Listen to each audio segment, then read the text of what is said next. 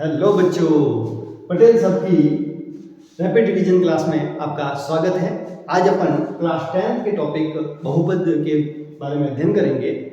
तो आज का अपना टॉपिक है बहुपद। नाम से स्पष्टीकरण है, बहु यानी ज्यादा, पद जिसमें ज्यादा पद हो। लेकिन इसका वर्गीकरण दो भागों में करते हैं अपन, एक तो घात के आधार पर और एक पद के आधार पर। घात के आधार पर एक घातीय या फिर इसका नाम है रैखिक बहुपद, जिसमें चर की अधिकतम घात कितनी हो, एक हो, उसको क्या कहते हैं, रैखिक बहुपद। जैसे यहाँ लिखें x की एक घात दिख रही है, y की एक घात दिख रही है, तो इसलिए ये रैखिक है।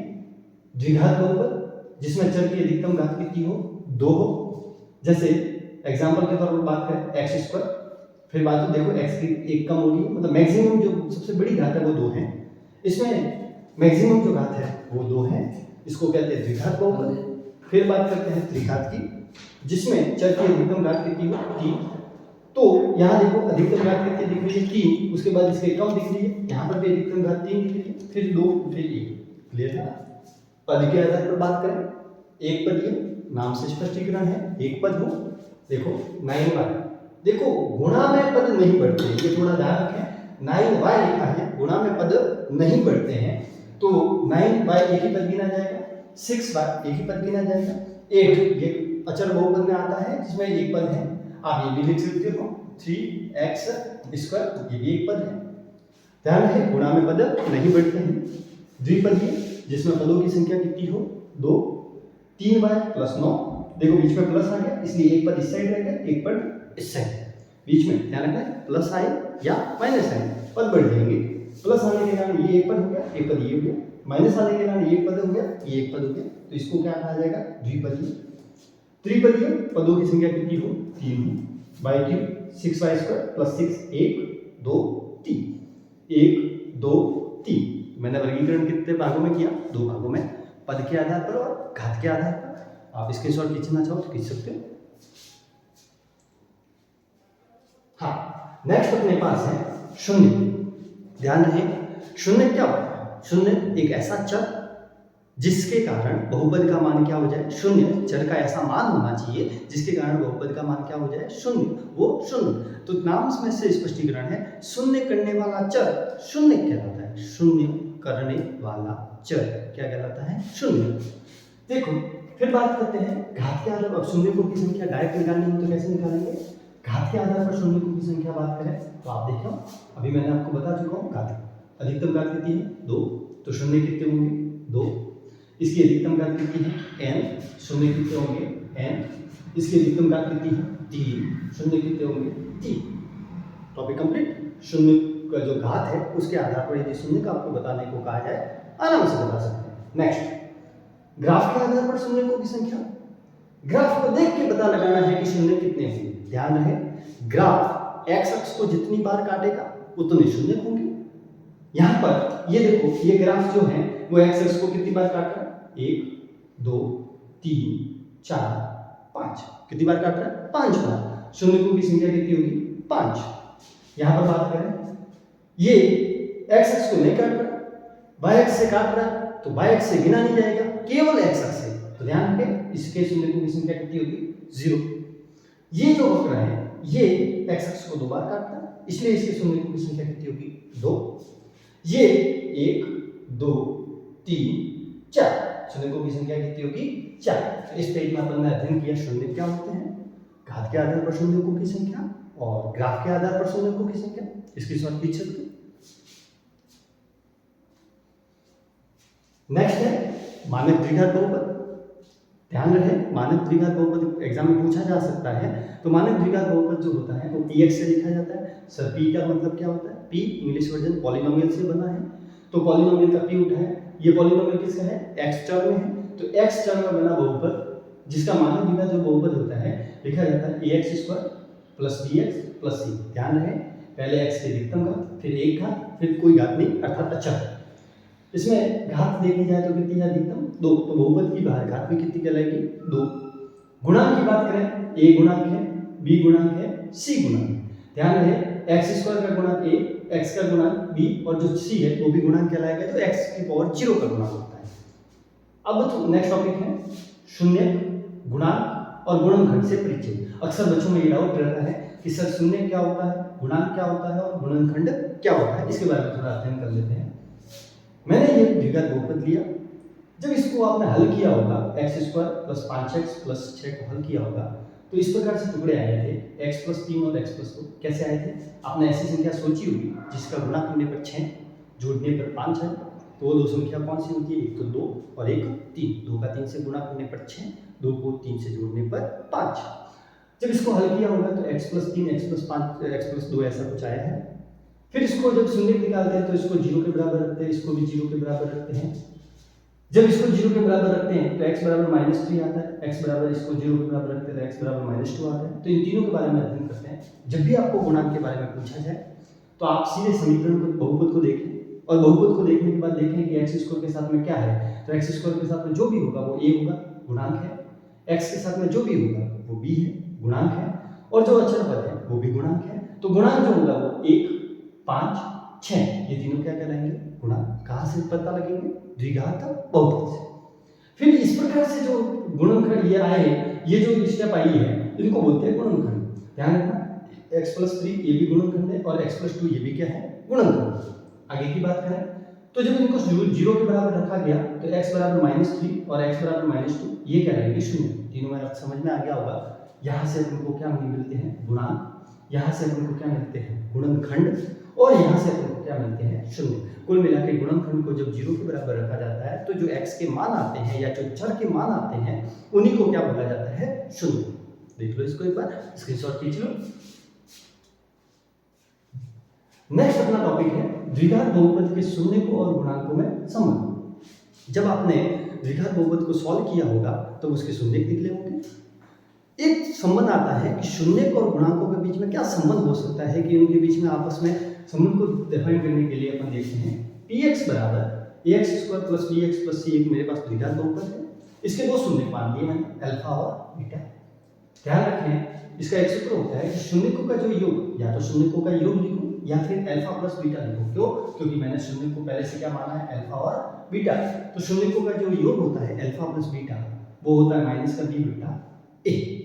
शून्यकों का गुणा जो होगा या फिर अपन लिख सकते हैं अल्फा × बीटा, वो किसके बराबर होगा? c/a। बाबा समझे?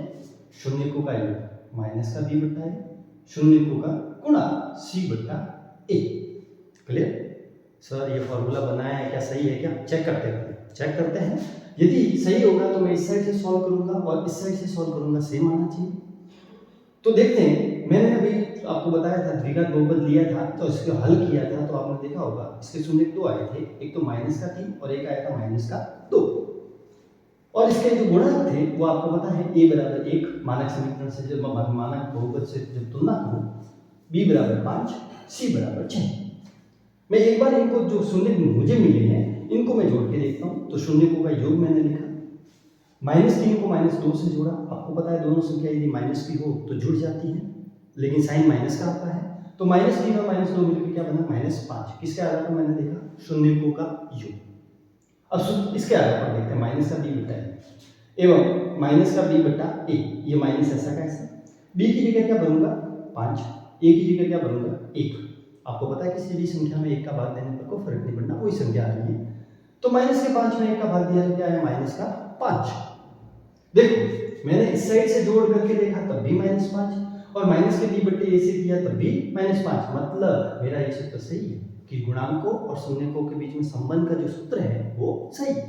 गुणा के बारे में देखते हैं। शून्यकों का गुणा, मेरे पास जो शून्य है मैं इनका गुणा करके देखता हूँ। -3 का -2 से गुणा किया तो कितना आया? +6। और c बटा a से देखता हूँ, c कितना है? 6 और a कितना है? 1। वापस 6 में 1 का भाग देने पर 6 ही आएगा। अरे सर दोनों सेम आ रहे, शून्यकों का गुणा करो या c बटा a से करो, दोनों सेम आ रहे। मतलब जो मेरे पास शून्यकों का योग और गुणांक में जो मेरे संबंध है वो सही है।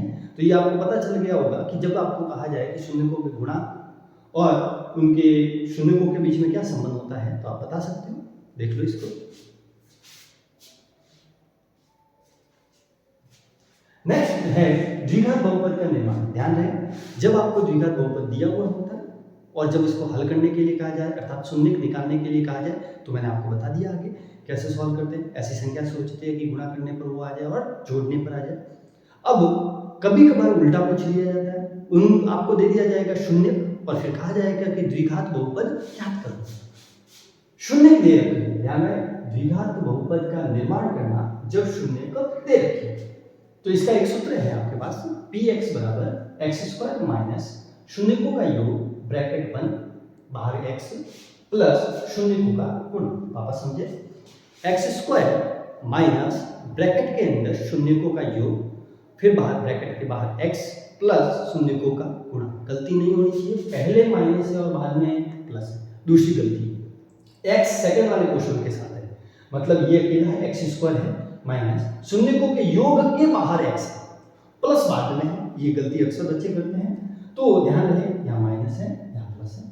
ध्यान रहे, यदि ये आपको याद नहीं हो रहा है तो ये भी लिख सकते हो कि यदि आपको शून्य मान लो, आप अल्फा बीटा मान लेते हो तो इसको ऐसे भी कर सकते हो, px बराबर एक्स स्क्वायर माइनस शून्यकों के योग का लिख सकते हो अल्फा प्लस बीटा बाहर x प्लस शून्यकों का गुणा की जगह क्या लिख सकते हो अल्फा इंटू बीटा, जो अभी मैंने बता दिया है। तो शून्यकों का योग अल्फा प्लस बीटा, शून्यकों का गुणा क्या होगा अल्फा इंटू बीटा। सवाल देखो, द्विघात बहुपद का निर्माण करो यदि शून्य -2 और -3 दे रखे हैं। ध्यान है, -2 और -3 शून्य दे रखे हैं, तो मैं सूत्र लगाया एक्स स्क्वायर माइनस शून्यकों का योग x प्लस शून्यकों का गुणा। तो देखो मैंने -2 को -3 से जोड़ा है, -2 को -3 से गुणा किया है, एक्स स्क्वायर माइनस -2 और -3 सर कहीं जोड़ा था तो बीच में माइनस कैसे आया, तो आप ध्यान रहे -2 और फिर प्लस -3 करूंगा तो आपको ध्यान रहे -2 प्लस इंटू माइनस क्या होता है माइनस, तो -3 ही आएगा वापस, इसीलिए मैंने डायरेक्ट प्लस का जो था मैंने डायरेक्ट लिख दिया -3। जब इन दोनों को जोड़ा जाएगा तो क्या आएगा -5, फिर -2 को -3 से गुणा करें तो प्लस का 6, दोनों संख्या -q की गुणा होने पर प्लस होता है, फिर माइनस इंटू माइनस क्या होता है प्लस, 5x प्लस 6। तो यहाँ से आपको एक बार तो क्लियर हो गई होगी कि ये द्विघात बहुपद का निर्माण कर सकते हैं यदि आपको शून्य का दे रखे हो, और शून्य के दे रखे हो तो इससे मैंने निर्माण किया तो देखो वही आया जो मैंने अभी सब हल किया था, x square plus 5x plus 6 को हल किया था, शून्य का आए थे -2 और -3। अब मैंने -2 और -3 का यूज किया और क्या निकाले द्विघात बहुपद। देख सकते हो इसको।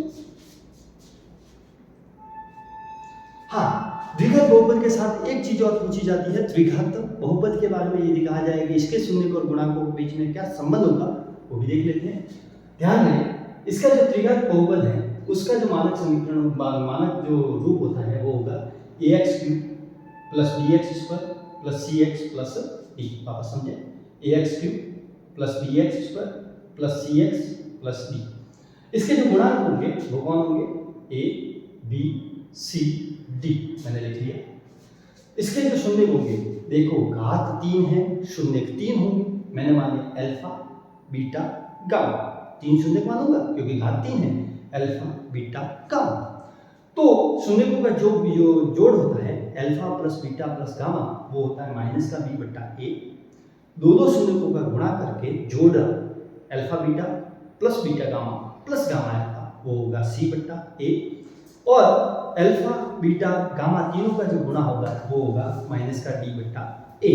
तो अल्फा बीटा गामा क्या होगा माइनस का d बट्टा a। ध्यान रहे, ये ऑब्जेक्टिव में पूछे जा सकते हैं कि द्विघात बहुपद कुछ दे दिया जाएगा और आपको कहा जाए कि alpha plus beta plus gamma क्या होगा, तो आप बिल्कुल देख सकते हो, आप एबीसी निकाल रखे होंगे पहले से एबीसीडी, उसमें फिर माइनस का b बट्टा a करें, आंसर निकल जाएगा।